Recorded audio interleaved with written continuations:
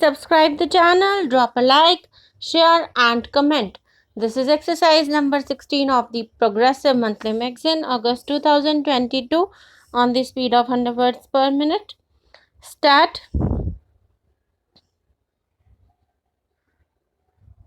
Sir, each anniversary of independence is sacred to the country. On each anniversary, we remember our freedom fighters. On this day, we recall the builders of modern India. Today, standing on the sacred soil of Red Fort, I recall 1857 when our first freedom fighters came to this Red Fort. I recall 1945 when soldiers of the Indian National Army were prosecuted here. Their only crime was that they fought for the freedom of the motherland. In 1947, at this very place, Panditji hoisted the flag of independent India. Today, when we are assembled here, we remember the ideals, the principles, the values, and the dreams which inspired our freedom fighters to win freedom for the country. Today, all of us assembled here rededicate ourselves to that cause. On this 40th anniversary, we naturally think not only of the events of the last 1 year, but of the last 40 years. At the same time, we look forward to the future as well. Our elders got us freedom and entrusted us with the responsibility of safeguarding and maintaining that freedom. It is our responsibility to protect it. During these 4 decades, we faced many situations, a number of threats, and also pressures. We faced conspiracies, we faced aggressions. We did not bend. We protected the unity and integrity of India with our courage, our blood, and our sacrifices. We showed to the world that India is strong, India is one, and it cannot be divided. We demonstrated to the world that no one can enslave us again. We made it clear that nobody can weaken the unity of India. We made it evident that no sacrifice is too big for the security of our country, the independence of our country, and the unity of our country. No amount of labor, no amount of sacrifice is too high a price to pay for this purpose.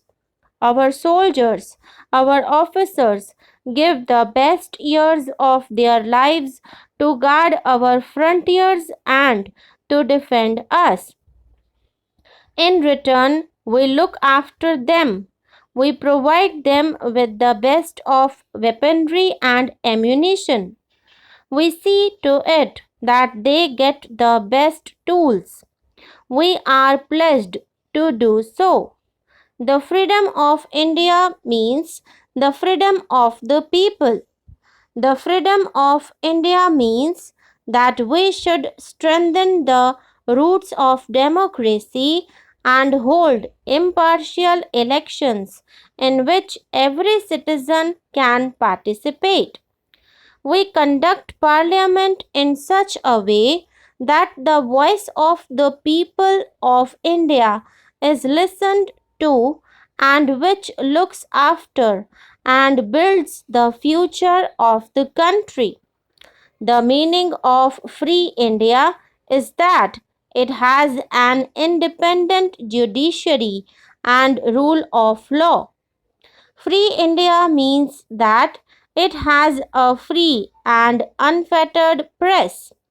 But it is not so easy to protect democracy, especially when we find that There are people who endanger our freedom through irresponsibility and indiscipline, who show disrespect to the Constitution and its institutions through their behavior.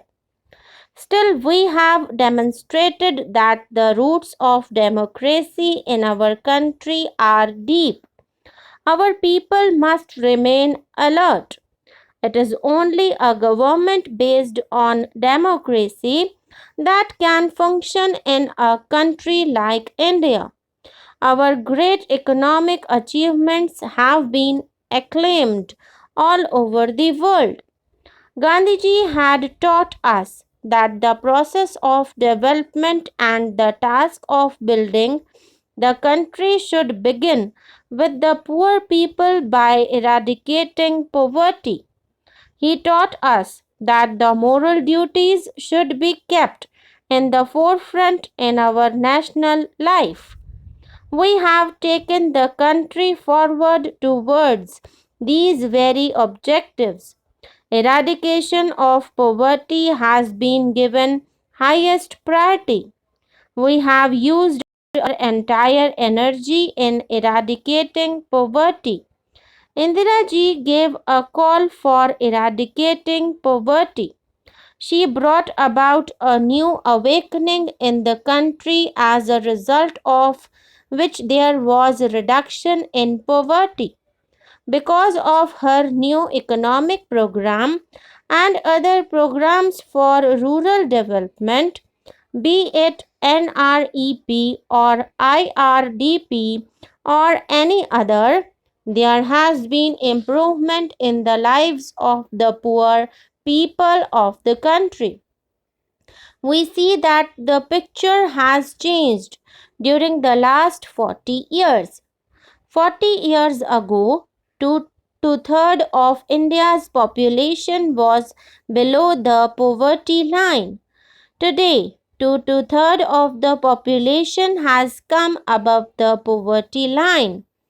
This achievement is due to our anti-poverty programs. They have also smashed the hold of feudalism. Eradication of poverty has been carried forward through the Green Revolution. As a result, in just a few years' time, things have improved considerably on the fortifiers as earlier there was drought 21 years ago. Prime Minister has to seek food grains from foreign countries.